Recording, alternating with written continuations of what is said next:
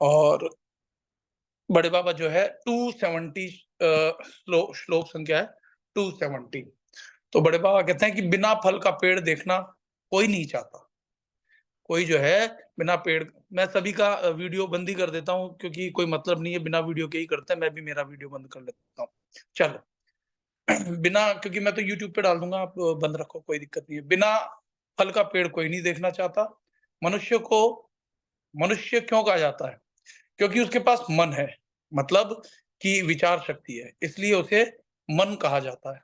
और शांति के साथ एकात्मता प्राप्त करनी होती है, और ओमकार के साथ एक होना चाहिए। जो मुक्ति चाहे उसे मैं शरीर हूं ऐसा विचार त्याग देना चाहिए।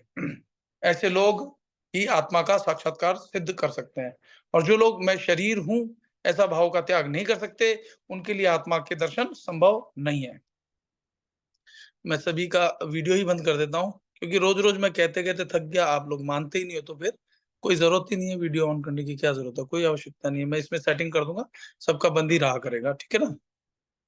तो आगे कहना है, जो लोग मैं शरीर हूँ ऐसा भाव का त्याग नहीं कर सकते, उनके लिए आत्मा के दर्शन करना संभव नहीं है।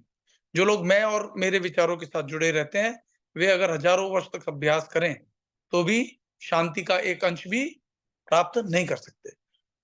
नदी में स्नान करने वाला ब्राह्मण हो या शूद्र हो, लेकिन नदी में स्नान करने से उसका शरीर शुद्ध हो जाता है। चाहे वो कोई भी हो, ब्राह्मण हो, शूद्र हो या कोई भी हो, शरीर शुद्ध हो जाता है। यहाँ तक कि पत्थर को भी अगर आप नदी में डाल दोगे, तो पत्थर पे भी मिट्टी लगी होगी तो वो भी साफ हो जाती है। वो नदी भेदभाव नहीं करती है। उसी तरह तब मनुष्य का आंतरिक स्तर एक समान होता है, भले ही उनका बाह्य रंग रूप अलग हो।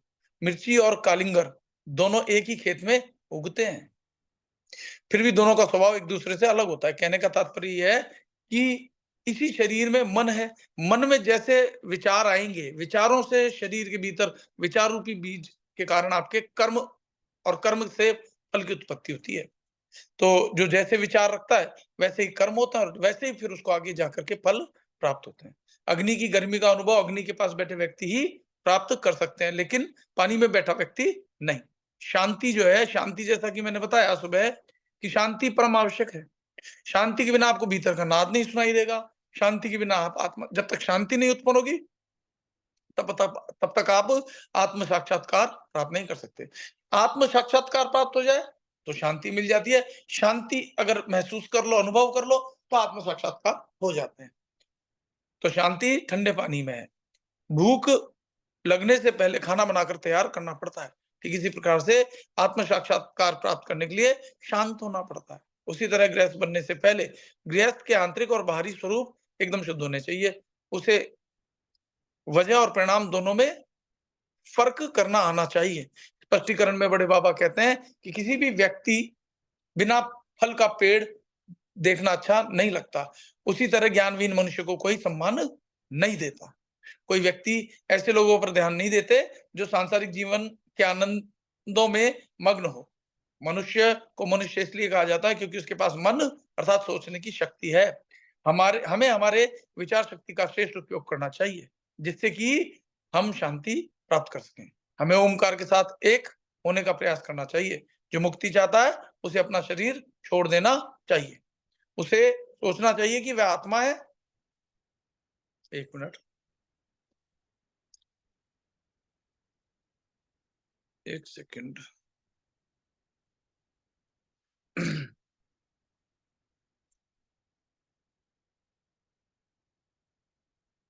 तो जो मुक्ति चाहता है उसे अपना शरीर भाव छोड़ देना चाहिए। उसे सोचना चाहिए कि वह आत्मा है। शरीर भाव ऐसे लोगों की आत्मा के साक्षात्कार, ऐसे लोग जो है आत्मा का साक्षात कर सकते हैं। जो लोग ऐसे सोचते हैं कि मैं शरीर हूँ, उनके लिए आत्मा का दर्शन करना कठिन है। जो लोग मैं और मेरा का भाव त्याग नहीं सकते, वे हजारों वर्षों तक अभ्यास करें, तो भी शांति का एक अंश प्राप्त नहीं कर सकते। अगर मनुष्य नदी में स्नान करे, तो उसका शरीर शुद्ध हो जाता है, भले ही वह मनुष्य ब्राह्मण हो, शूद्र हो। अगर मनुष्य साधना करता है, तो शूद्र हो, ब्राह्मण हो या बच्चा हो, लेकिन वह ईश्वर प्राप्ति के लिए प्रयास करके अध्यात्म के उच्चतम स्तर पर पहुंचता है। ईश्वर का साक्षात्कार वह कौन सी जात पात का है, उससे बिल्कुल स्वतंत्र होता है। इसलिए ये भेदभाव जो है ये संसार में होता है। जब आप आत्मा के साथ एक होते हो, परमात्मा के साथ एक होते हो, तो वहां कोई भेदभाव नहीं रहता। ठीक है। उसका आधार वह कितनी हद तक का है, कौन से स्वरूप प्रभु को चाहता है, उससे परे होता है। मनुष्य का बाहरी स्वरूप शायद अलग हो सकता है, लेकिन अंदरूनी स्वरूप तो एक समान ही होता है। आत्मा, बुद्धि, चित्त, मन और दूसरे गुण मनुष्यों में एक समान होते हैं, लेकिन इन गुणों का बाहरी स्वरूप अलग हो सकता है। बाहरी फर्क की वजह से इन गुणों को वासनामय होने की वजह से पैदा होता है। आत्मा, बुद्धि, मन और चित्त शुद्ध हो तो सब मनुष्य में वो एक समान होता है। आत्मा, ठीक है ना? आत्मा, मन, बुद्धि सब में एक समान हो जाता है जब चित्त शुद्ध हो तो। मिर्ची, खरबूजा एक ही भूमि पर पैदा होते हैं, फिर भी दोनों के स्वभाव परस्पर अलग होते हैं। उसी तरह गुरु के असंख्य शिष्य हों, लेकिन एक शिष्य दूसरे शिष्य से गुण और प्रकार से अलग होता है। चाहे सभी शिष्यों में गुणों का आरोपण एक ही गुरु करे, तो भी उनके स्वभाव अलग होते हैं। इसलिए ही एक शिष्य अध्यात्म के उच्च स्तर पर पहुंच जाते हैं, जबकि दूसरा बिल्कुल उल्टे प्रकार का होता है। इस फर्क की वजह उनके अंदरूनी स्वभाव की वजह से होता है। अग्नि की गर्मी अग्नि के पास में बैठते हैं तब पता चलती है। महात्मा की महानता जो महात्मा को प्रिय है और नजदीक हो, उनके द्वारा ही अनुभव की जाती है। उनकी अनुभूति ऐसे लोगों को नहीं होती जो उनसे जुड़े हुए नहीं है या तो विरुद्ध में है। ठीक है ना? पानी जिस तरह, तो मैं भी अब वैसे ही फॉर्मेलिटी के तौर पे कर रहा हूँ जैसे आप फॉर्मेलिटी के तौर पे सत्संग ले रहे हो। तो महात्मा की महानता जो महात्मा को प्रिय है और उसके नजदीक हो, उस उनके द्वारा ही अनुभव की जाती है। उनकी अनुभूति ऐसे लोगों को नहीं होती जो उनसे जुड़े हुए नहीं है या उनके विरुद्ध हो। जुड़े हुए तो दिखते हो पर उनके विरुद्ध हो मन ही मन, है ना? तो उनको प्राप्ति नहीं होती। शांति व पानी जैसी शीतलता देती है। शांति से मन पानी की तरह शांत होता है। पानी जिस तरह गर्म चीजों को शीतल करता है, उसी तरह शांति भी मन को ठंडा करता है। इसीलिए मैं शांत हो जाओ कहता हूँ। जब शांत हो जाओगे, भीतर से खुद का ही नाद सुनाई देगा। बाहर से कोई भी आपको ज्ञान देने वाला नहीं। ज्ञान से मेरा तात्पर्य है, असली ज्ञान आपके भीतर ही है, कोई नहीं दे सकता। स्वयं परमात्मा भी उतर के आ जाए तो कबीर साहब उठ के खड़े हो गए थे ना कि भैया मैं आपको नहीं जानता हूँ। तो इतनी उच्चता पर जाना पड़ेगा तब जाकर के आपको आपके ही आत्म साक्षात्कार होंगे। लेकिन लोग तो अभी बाहरी चीजों से डरना बंद नहीं हुआ है, तो कैसे प्राप्त कर सकेंगे? भय जब तक है आप नहीं प्राप्त कर सकोगे। फिर कहते हैं मनुष्य को शरीर का त्याग करने से पहले ये जान लेना आवश्यक है कि मैं कौन हूं। हम शरीर से अस्वस्थ होते हैं तब आत्मा के साक्षात्कार के लिए प्रयास करना चाहिए। जब वृद्ध और निर्बल होते हैं तब कुछ नहीं हो सकता। तो जो लोग अभी वृद्ध और निर्बल हो गए हैं, थोड़ा सा एफर्ट डाल रहे हैं, अच्छी बात है, खुशी की बात है। जो जवान है वो अभी से ही अगर डाल देंगे तो निश्चित रूप से इस जीवन में मुक्त हो सकते हैं। सबसे पहले जो जितनी भी दुर्गुण है ना, जब दुर्गुण हट जाएंगे, गुण रह जाएंगे, वही निर्गुण अवस्था तक ले जाएंगे। तो फिर कहते हैं हम गृहस्थ होते हैं, उससे पहले गृहस्थ का फर्ज समझना चाहिए। अगर गृहस्थी का धर्म पता ना हो तो मनुष्य सही मार्ग प्राप्त नहीं कर सकता। गृहस्थ का बाहरी और आंतरिक स्वरूप स्वच्छ होना चाहिए। वह वजह और परिणाम का फर्क मालूम कर सके, ऐसा होना चाहिए। उसमें क्या सही है क्या गलत है वह जानने का विवेक होना चाहिए।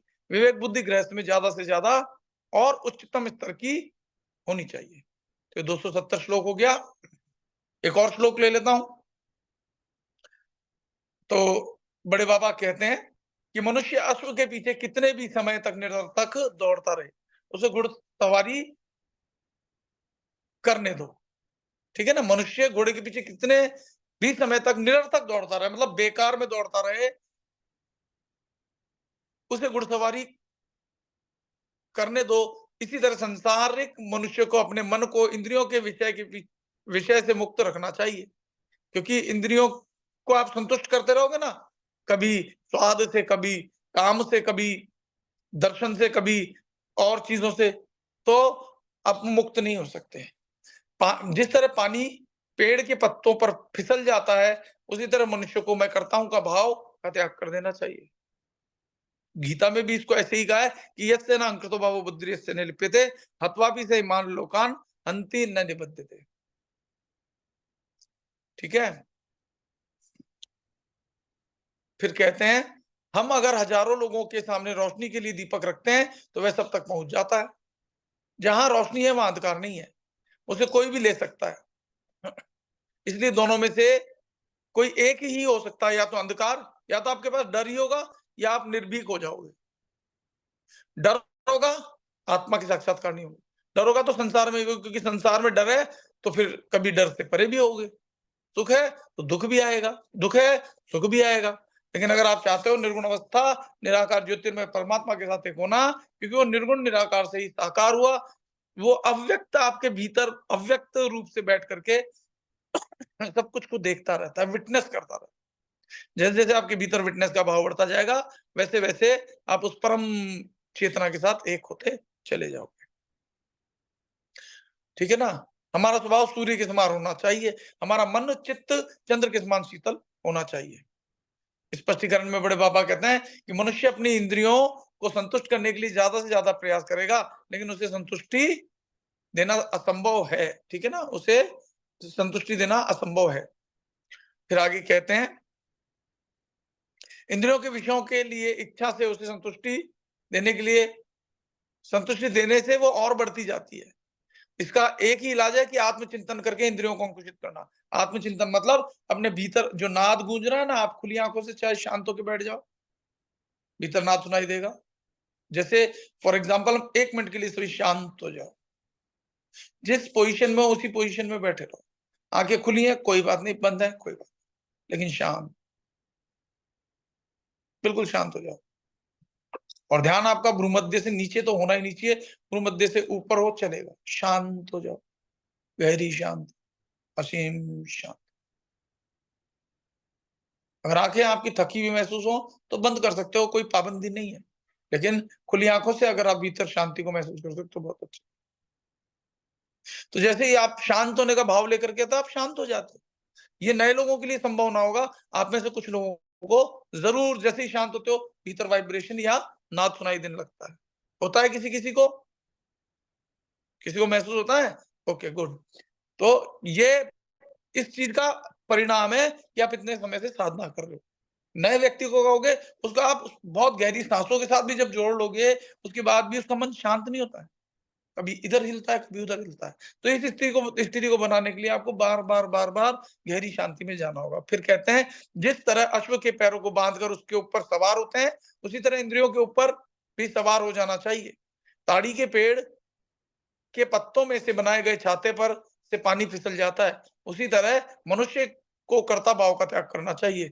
जैसा कि मैंने गीता में बताया, भगवान श्री कृष्ण ने कहा है कि यस्य न अंकृतो भावो बुद्धिरेस्य लिप्यते हत्वापि सैमान लोकान हन्ति न निबध्यते, कि जिसमें अहंकार कर्ता भाव नहीं है, वो सब कुछ करते हुए भी उसके पापों से नहीं बंधता है। यहाँ तक कि हत्या जैसे पाप से भी नहीं बंधता है। अब इसका मतलब ये तो है नहीं कि आप जीव हत्या करने लग जाओ। इसका तात्पर्य ये है कि मान लो आप फौज में हो, और फौज में अब आपका कर्तव्य कर्तव्य क्या है? अपने देश की रक्षा करना। अपने देश की रक्षा में यदि सामने कोई गलती से मारा भी जाए, तो आपको उसका दोष नहीं लगता, क्योंकि आपका उससे राग और द्वेष दोनों से ही बिना प्रेरित हुए आपने कर्म किया है इसलिए। ठीक है? तो इस बात को समझो।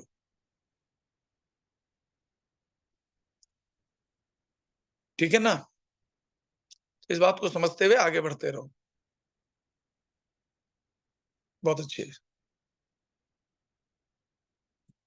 तो आगे फिर कहते हैं कि मनुष्य को हमेशा सोचना चाहिए कि करने वाला कर्ता ईश्वर है। अब वास्तव में तो ईश्वर भी कर्ता होते हुए भी अकर्ता है। वो कैसे है मैंने पहले भी समझाया था, फिर समझ लो कि वो एक शक्ति है परमात्मा की। परमात्मा में क्या है? शिव और शक्ति, दो ही चीजें तो है। तो शिव में जो शक्ति है उसको चिति शक्ति कहा जाता है। जब मन बुद्धि चित्त अहंकार जो चार है ना, उसमें से चित्त जैसे ही अलग हो जाए तो मन बुद्धि अहंकार का मतलब है कि चिति उसकी शक्ति है। किसकी? आत्मा की, परमात्मा की, शिव की। जब वो महामाया के रूप में है तो माया को जीता जा सकता है। भैया आप कोई बहुत बड़ा जादूगर है, अब रावण आ गया, रावण ने माया दिखानी शुरू की तो एक बार सब घबरा गए। लेकिन जब माया के साथ में जब महामाया आई तो रावण भी परास्त हो गया। ये समझना होगा आपको। फिर आगे बढ़ते हैं और फिर कहते हैं कि मनुष्य को कर्ता भाव का त्याग करना चाहिए, अर्थात ये मैंने किया ये भाव त्याग देना चाहिए।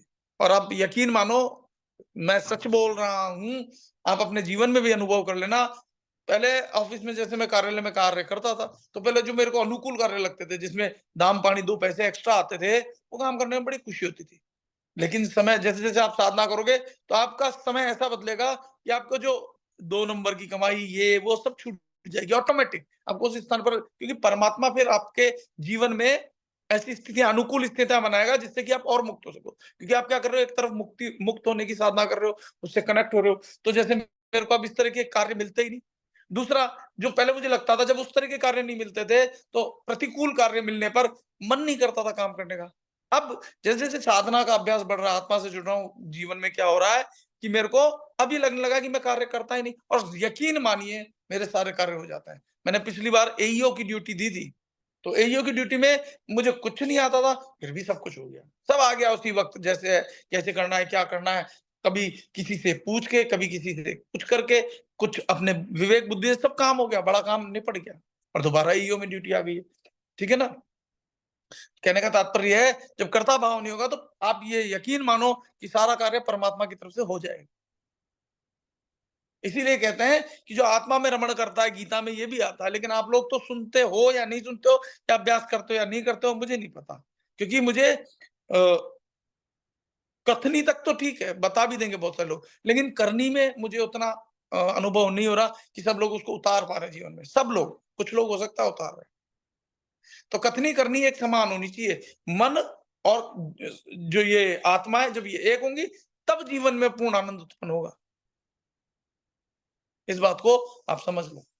फिर कहते हैं कि मनुष्य को हमेशा सोचना चाहिए कि करने वाला ईश्वर, कर्ता ईश्वर है, यानी मैं करता नहीं हूँ, बस इसका मतलब इतना ही है।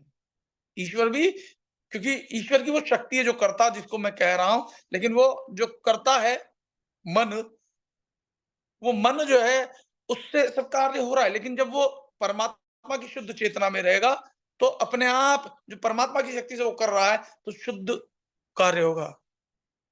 और वही अगर माया में फंस जाएगा, तो क्या होगा? दुष्टता आ जाएगी। मान लो कोई बहुत बड़ा व्यक्ति है, आपने भागवत कथा बहुतों ने पढ़ी होगी। हिरण्यकश्यप कहता था मैं ही भगवान हूँ, भगवान को छोटा कर दिया। कलयुग में भी ऐसा हो रहा है। मैं स्पष्ट कुछ नहीं कहूँगा, समझने वाले अपने आँख, नाक, कान खोल करके चेतना से समझ सकेंगे। हिरण्यकश्यप क्या कहता था प्रहलाद को कि कोई भगवान नहीं है, मैं ही भगवान हूँ, मेरी पूजा कर।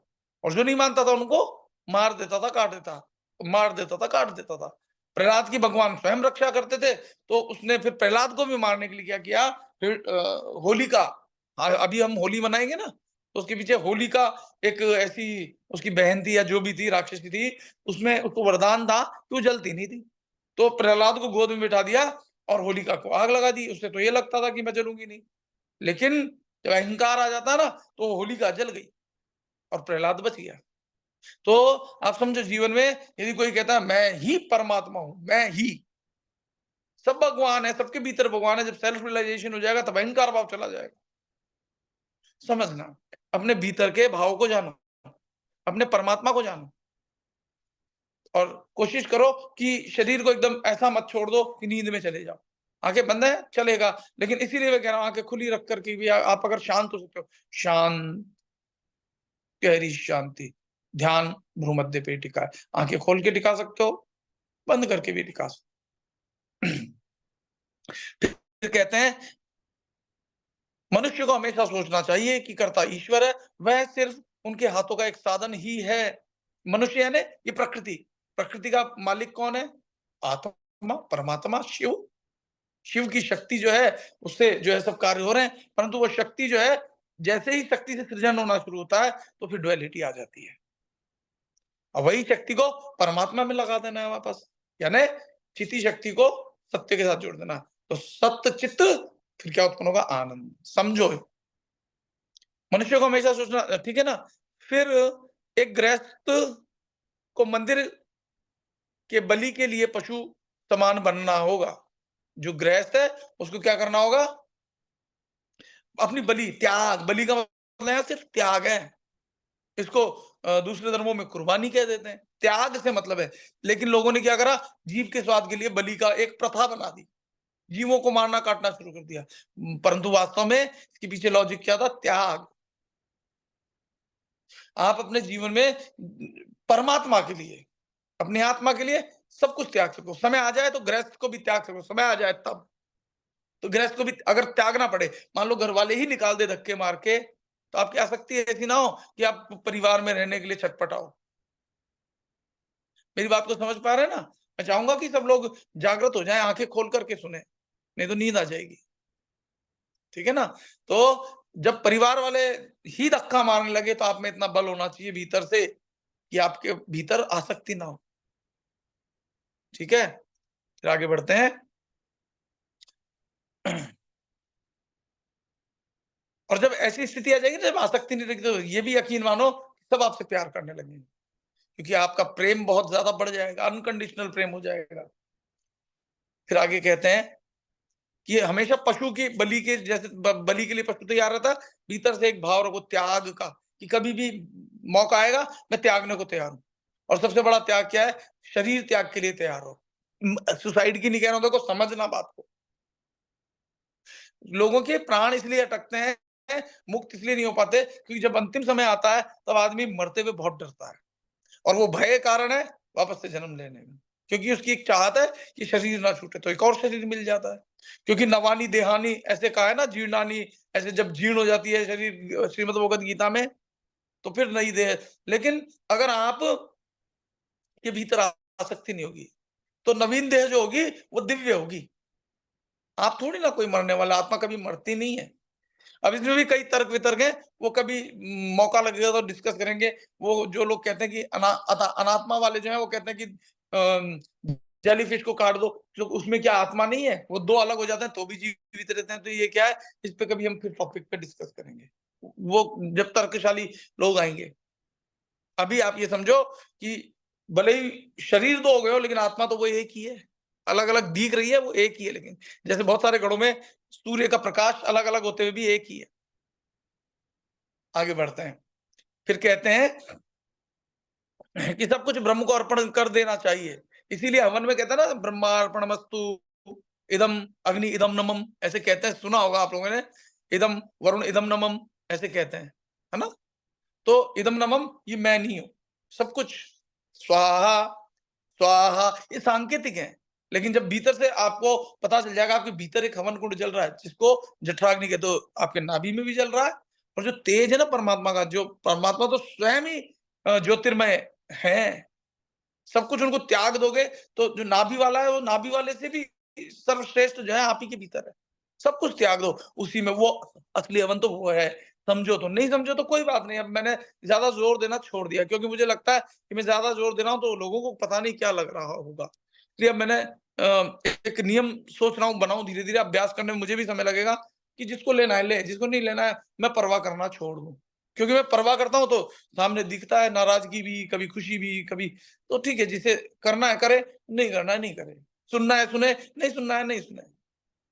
जैसे सूर्य बस प्रकाश छोड़ता है, जिसे लेना है वो ले ले, जिसे नहीं लेना है छतरी बना ले, जिसे नहीं लेना है अंधेरे गुफा में चला जाए। मर्ज़ी है आपकी। अब मैं कोशिश करूँगा, अभ्यास करूँगा, क्योंकि जो है बार-बार कहने के बावजूद भी आप अगर नहीं मानते हो, तो आपके जीवन को आप ही सुधारोगे, मैं नहीं सुधारूँगा। अगर कुछ आपके जीवन में अच्छा हुआ, तो तुमने किया। अगर अच्छा नहीं हुआ, तो तुम ही ने किया। फिर आगे कहते हैं कि मंदिर में पेश किया गया पशु अपने अस्तित्व के लिए पूर्ण रूप से ईश्वर पर ही निर्भर होता है। उसी तरह मनुष्य को अपने अस्तित्व के लिए ईश्वर पर आधार रखना चाहिए। कल को कहाँ क्या होगा सब फ़िक्र छोड़ दो, कि भगवान कहाँ इस शरीर को छूट जाएगा, क्या हो जाएगा, सब भाव त्याग दो, भीतर से डर भी जाएगा और आप कभी नहीं मरते। आज गीता का मैं एक श्लोक पढ़ रहा था, दूसरे अध्याय का 17वाँ श्लोक है। अविनाशी तू तद्विद्धि, तो अविनाशी उसको जाना, आत्मा को जो कभी नहीं मिटता। खैर, हम ये नहीं कह सकते कि ऐसे लोगों ने ईश्वर का साक्षात्कार किया हुआ है। हम ये नहीं कह सकते, मतलब जो ईश्वर के प्रति समर्पित नहीं करते सब कुछ, यहाँ तक कि हम भोजन भी करते हैं तो अब ध्यान आना चाहिए परमात्मा का, कि मैं परमात्मा के लिए भोजन करता हूँ। यहाँ जो बैठा है ना, हालाँकि परमात्मा ना खाता है ना, लेकिन भाव है कि सब कुछ परमात्मा के लिए त्यागने को तैयार। हम यानी कैसे फिर आगे ईश्वर एक सकारात्मक अस्तित्व है, पॉजिटिव क्या बोलते हैं अस्तित्व को, एग्जिस्टेंस, ठीक है ना? नेगेटिव जो एग्जिस्टेंस होता है वो बदलता रहता है, कभी वो पॉजिटिव दिखेगा। जो महिषासुर है ना, उसको समझो कि वो कभी भैंसा बन रहा है, कभी शेर बन रहा है, कभी हाथी बन रहा है, का मतलब जो बदल रहा है वो सत्य नहीं है। आपने दुर्गा सप्तशती तो पढ़ी है, पर समझा क्या महिषासुर का मतलब क्या? महिषासुर का मतलब जो बदले वो नाशवान हो, मिटेगा ही, एक ना एक दिन मरना ही है, उसको खत्म होना ही है। और जो ना बदले, यहाँ पर माँ भगवती शक्ति, वो कभी नहीं बदलती। क्यों? क्योंकि शिव से आ रही है, महामाया, ठीक है ना? कालों का काल महाकाल, और मायाओं के ऊपर जो है महामाया, जिससे ऊपर कोई परम कारण नहीं है। जो संत होते हैं वो किस शब्द का कहाँ किस प्रकार से विवेचन कर रहे हैं, ये आपको भीतर से समझ में आएगा। जैसे जैसे आप साधना करोगे, जागृति होगी, तो समझ जाओगे, शब्दों को नहीं पकड़ोगे। फिर आगे बढ़ते हैं। हम यानी ईश्वर एक सकारात्मक अस्तित्व है, और उसके परम सुख का अनुभव स्व प्रयत्न से करना होता है। जो व्यक्ति ईश्वर प्राप्ति के लिए निष्ठा और उत्साह से प्रयास करते हैं, वे अवश्य ईश्वर साक्षात्कार कर सकते हैं। ईश्वर पूर्ण रूप से तटस्थ है, तटस्थ। तो अगर आप तटस्थ हो जाओगे जीवन में, तो आप ही ईश्वर हो जाओगे। तो आपके मुख से स्वतः ही निकलेगा, शिवोहम, शिवोहम। जब तक तटस्थ नहीं हो ना, कुछ कहते ही आपको प्रभाव पड़ता है, तब तक आप तटस्थ नहीं हो। और मनुष्यों को उनके प्रयासों के अनुसार फल देता है। कौन देता है? देखो, चित्रगुप्त और कोई नहीं है। चित्रगुप्त आपके भीतर जो पश्चिंती लैंग्वेज है ना, जो आप देखते हो दिन भर, जो देखते हो वो शरीर के सबकॉन्शियस माइंड में चला जाता है। वो सबकॉन्शियस माइंड में जो फीड है ना, तो उसके अनुसार जो आपका मन है, वो आपको ऐसे ही कार्य करने के लिए धकेलता है, उससे परिणाम वैसे ही सामने आते हैं। मान लो जैसे चोरी की, तो आपके अंदर सबकॉन्शियस में फीड है कि चोरी की, ठीक है ना? चोरी की है। अब जैसे ही कहीं कोई ऐसी चीज़ आएगी कि सामने जिसकी चीज़ खोई है वो सामने आ जाएगा, तो आपके अपने आप पसीना आना शुरू हो जाएगा। वो आपको पहचान लेगा। तो भगवान कुछ नहीं करता, आपके कर्मों से अपने आप वैसा होने लगता है। समझ में आ रही है बात? इसीलिए जो शनिदेव बताते हैं ना, शनिदेव से सब लोग बहुत डरते हैं, पर वास्तव में शनि न्याय के देवता है। अगर आप सही हो तो आपका हमेशा अच्छा ही होना है, जो कि मूलाधार चक्र में है, अगर ग्रहों की स्थिति की बात करें। जब तक आप समझोगे नहीं अपने शरीर को, इस ब्रह्मांड को, तब तक आप बाहर पूजा करते रहोगे, ठीक है? तो भीतर, अच्छा, बाहर से जो आपको नास्तिक दिखता है ना, बाबा ने कहा था ऊपर के श्लोकों में, अगर आपको याद हो, कि जो सच्चा संत होता है, जो पहुंचा हुआ होता है, वो दिखने में नास्तिक दिखता है। याद है या नहीं? हाँ या नहीं, ये इतना सा बता दो, ज्यादा नहीं। याद है? हाँ। तो अब जैसे नित्यानंद बाबा है, तो बस कुर्सी पे बैठे रहते थे, लेटे रहते थे, लेकिन ध्यानस्थ रहते थे हमेशा, बहुत कम बोलते थे, और जब बोलते थे तो फिर धड़ाकेदार बोलते थे। तो जब आप भीतर से परमात्मा से जुड़ जाओगे, उनसे ज्यादा आस्तिक हो ही नहीं सकता, जो सच्चे ज्ञान को जानता है। लेकिन लोगों को लगता है कि ये नास्तिक है, ठीक है?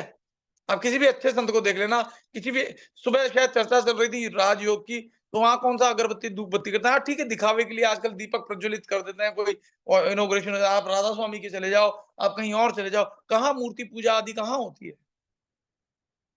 कहीं नहीं होती है, कहीं चले जाओ। आप जितनी भी अच्छी-अच्छी संस्थाएँ, हालाँकि क्योंकि द्वैतवाद है, माया का और काल का पसेरा है, तो वहाँ पर भी फिर ग्रुपिज़्म होने लग जाता है, तो वो बढ़ते चले जाते हैं, वो एक अलग बात है। जैसे नित्यानंद बाबा के यहाँ से बढ़ते चले गए, बढ़ते चले गए, बढ़ते चले गए, कई गुरु हो गए, कई संस्थाएँ बन गई, और आगे भी ऐसा होता रहेगा, वो एक अलग बात है। लेकिन जो बँट रहा है उसके भीतर भी अगर आप उसको जान सको, जो अविनाशी है, जो आपके भीतर है। मैं तो कहता हूँ, आप जितना सब में देखोगे, उससे सबसे सर्वश्रेष्ठ है, चैरिटी बिगिन्स एट होम, का मतलब ये है कि अपने भीतर से शुरू, बस। जिस दिन आपने अपने आप को जान लिया ना, फिर सब में दिखेंगे वो आपको। जो सब में रम रहा है, वो ही तो राम है। बाकी हम जो राम, किसी भी चित्र को दे दो नाम, इस मोबाइल को, मैं कल से राम कहने लग जाऊँ, मेरे को राम कहते ही ये नज़र आएगा। अरे! मेरा राम का मोबाइल।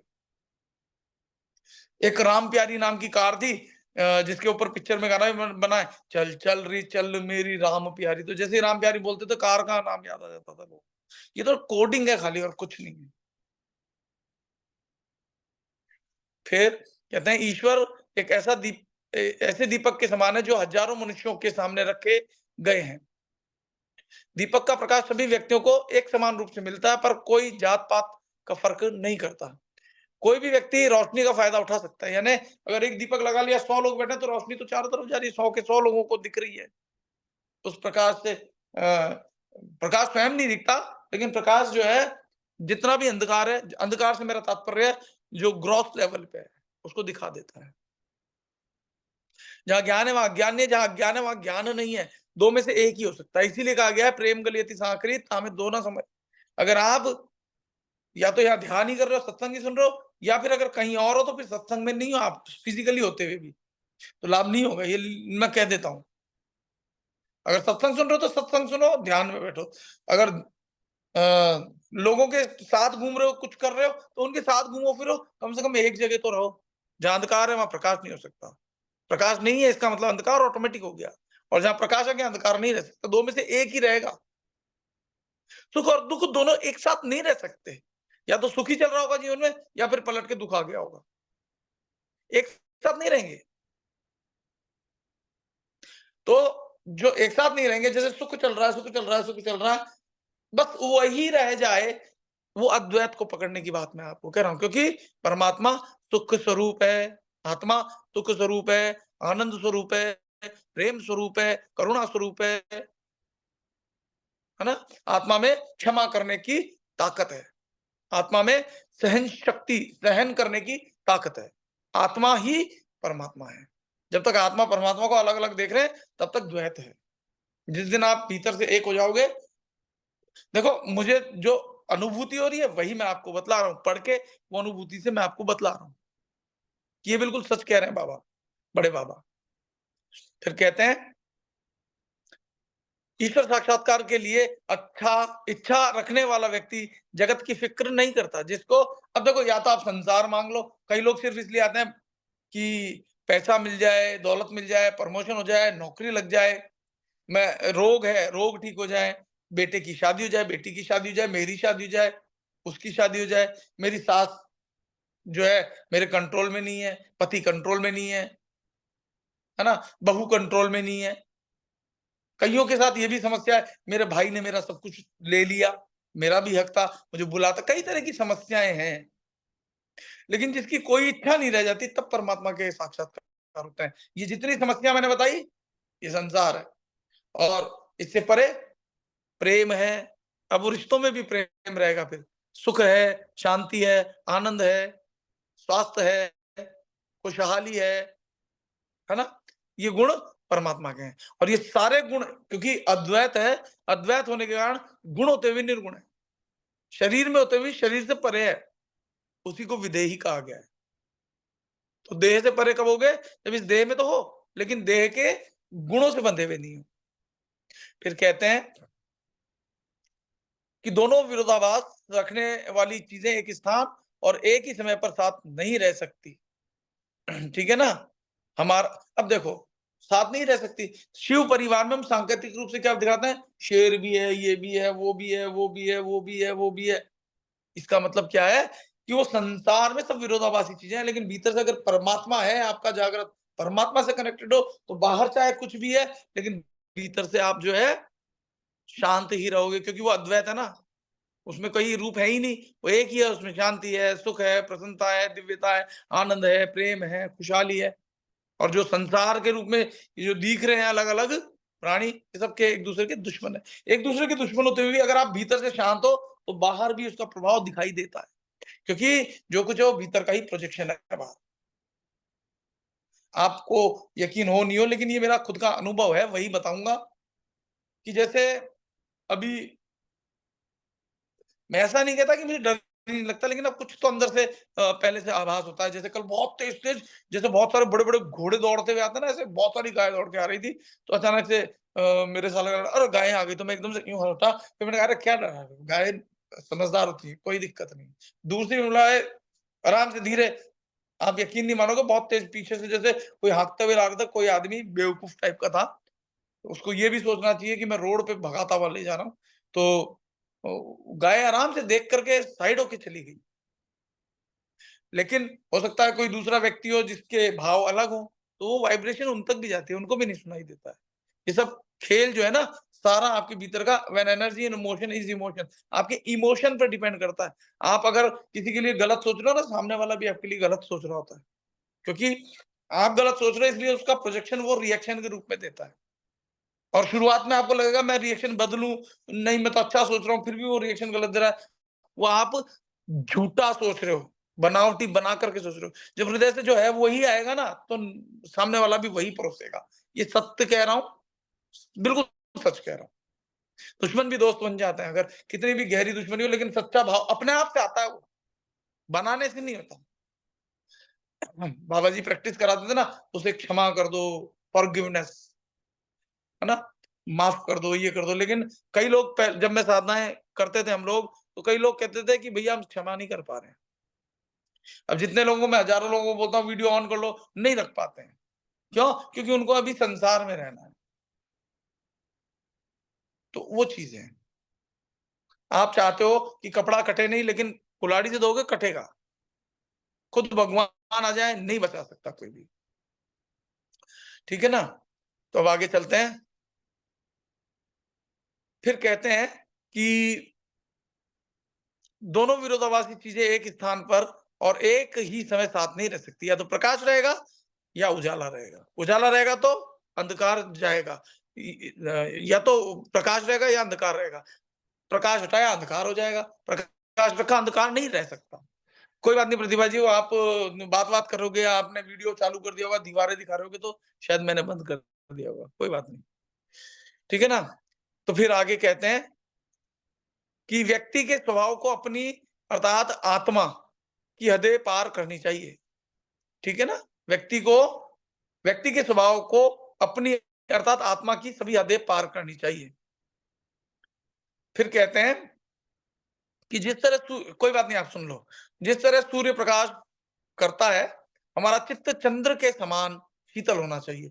देखो, जैसा कि आपने गीता में पढ़ा होगा कि 6 महीने का शुक्ल पक्ष का देवता है ना? उसका देवता, ये मैं बाद में दोबारा से एक दिन आएगा, तब आपको फिर से समझाऊँगा कि प्रकाश तो हो लेकिन ठंडा हो। ठीक है ना? प्रकाश होगा तो उसके अंदर एक गुण क्या होता है, जैसे आग है, तो रोशनी तो देती है, लेकिन रोशनी कम देती है। बल्ब बल्ब छोड़ो, जैसे आजकल ट्यूबलाइटें आ रही हैं, तो वो आग के जितनी गर्म नहीं देते, हाथ लगाते ही जल जाए। लेकिन आग से अधिक रोशनी दे रही होती है, होता है ना ट्यूबलाइट में? ठंडी होती है, हाथ लगाओ तो इतनी ज़्यादा गर्म नहीं होती हैं, लेकिन प्रकाश ज़्यादा होता है। तो जैसे-जैसे आपकी चेतना उठेगी, तो क्या होगा, भीतर का प्रकाश तो बढ़ेगा, लेकिन जलन नहीं होगी उसमें, तपन नहीं होगी, शांति बढ़ेगी। अगर ऐसा हो रहा है, अगर आपका प्रकाश बढ़ रहा है और अग्नि भी बढ़ रही है, तो आप गलत साधना कर रहे हो। कौन-सी साधना कर रहे हो मैं बता देता हूँ, डुअलिटी की, शक्ति साधना है। दुर्गा, जगदम्बा, अम्बा, ये साधना है। उससे कर रहे हो, मनोकामनाएँ लेकर के, मेरा शत्रु मुझे परेशान कर रहा है, उसका ऐसा हो जाए, उसका वैसा हो जाए, वो मेरे वश में हो जाए। तो आपके भीतर क्रोध बढ़ता जाएगा। भले ही थोड़ा बहुत आपकी सांसारिक चीज़ें भी ठीक हो जाए। क्रोध बढ़ेगा तो आप अपना ही नुकसान कर रहे हो, तो आप भूल चुके होते हो ये चीज़। माचिस अगर आप जलाओगे, भले ही माचिस आग लगा करके पूरे बंगले को जला सकती है, खेतों को जला सकती है, लेकिन पहले उसको खुद को जलना पड़ता है। तो यहाँ ये कह रहे हैं कि हम हमारा स्वभाव सूर्य के जैसा होना चाहिए, यानी प्रकाश तो दे, अर्थात व्यक्ति का स्वभाव सूर्य की किरणों की तरह सारे ब्रह्मांड पर प्रकाशित हो, ऐसा होना चाहिए। व्यक्ति के स्वभाव को अपनी अर्थात आत्मा की सभी हदें पार करनी चाहिए। जिस तरह सूर्य प्रकाश करता है, हमारा चित्त चंद्रमा के समान शीतल होना चाहिए। तो आत्मा तो प्रकाशित करने वाला है, और मन जो है ना, मन वो शीतल होना चाहिए, शांत होना चाहिए, चंचल नहीं होना चाहिए। समझ में आ रही है बात? जैसे आत्मा अचल है, तो ये मन को भी अचल बनाना चाहिए। जब मन अचल हो जाएगा, तो वो परमात्मा की शक्ति हो जाएगी, शांत। इसीलिए कहते हैं जहाँ शांति है, वहाँ आत्म साक्षात्कार है। जहाँ आत्म साक्षात्कार है, वहाँ आदमी शांति रहेगा, बिल्कुल निर्मल। धीरे-धीरे आपका क्रोध कम होता चला जाएगा, और जिस दिन क्रोध बिल्कुल ही नहीं रहेगा, तब आपका आत्म साक्षात्कार हो जाएगा। सूर्य और चंद्रमा एक साथ दोनों के गुण मिलेंगे। अभी या तो सूर्य ही होगा या चंद्रमा ही होगा। सूर्य के प्रकाश से ही चंद्रमा प्रकाशित होता है। तो जो चंद्रमा है, उसके अंदर शीतलता होनी चाहिए, भले ही वो सूर्य की प्रकाश को, लेकिन अगर चंद्रमा सूर्य के प्रकाश को लेकर के और हुड़दंग मचा दे, बर्बाद करना शुरू कर दे, मार-काट मचा दे। तो जो मनुष्य है वो ऐसा ही करता है, अपने मन को जो है प्रकाश आत्मा का लेकर के कोई डकैती कर रहा है, कोई लूट रहा है, कोई झूठ बोल रहा है, कोई कपट कर रहा है, कोई मैं ही खा जाऊँ, मैं ही रख लूँ, ये मेरा है, इस तरह से पशु भाव। तो मन शांत होना चाहिए, मन में शांति होगी और आत्मा में प्रकाश, तब आत्मा के ये मन और आत्मा जब एक हो जाएँगे, यानी चित्त और सत और चित्त जब एक हो जाएंगे तो आनंद की उत्पत्ति होगी। असली त्रिपुरा रहस्य ये है। देखो, एक त्रिपुरा रहस्य है जो नीचे की ओर है, जिसमें अज्ञान है। एक त्रिपुरा रहस्य है जो ऊपर की ओर है, जिसमें परम आनंद है। सत है जो कभी बदलता नहीं, यानी अविनाशी, लगातार रहने वाला आनंद, ज्ञान और आनंद, वो है सत चित आनंद, नित्यानंद। फिर कहते हैं शीतल होना चाहिए, अर्थात चित्त हरदम पूर्ण रूप से शांतिमय होना चाहिए। पूर्ण शांति की सिद्धि जन्म का लक्ष्य और इतिश्री है। ठीक है ना?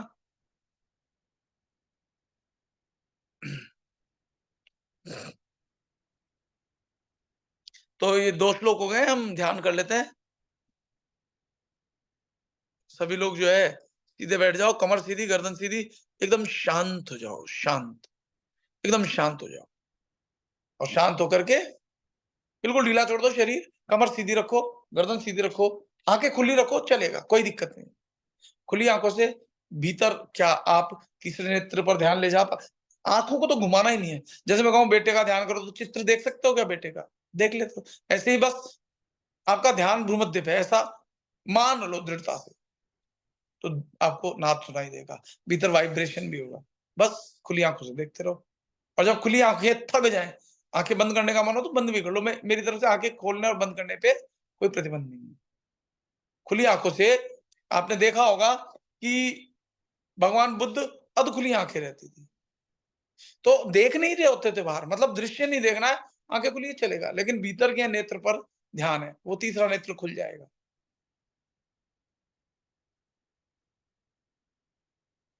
मैं तुम्हें याद दिला रहा हूँ कि तुम आत्मा हो, मैं रिकॉर्डिंग भी रोक रहा हूँ।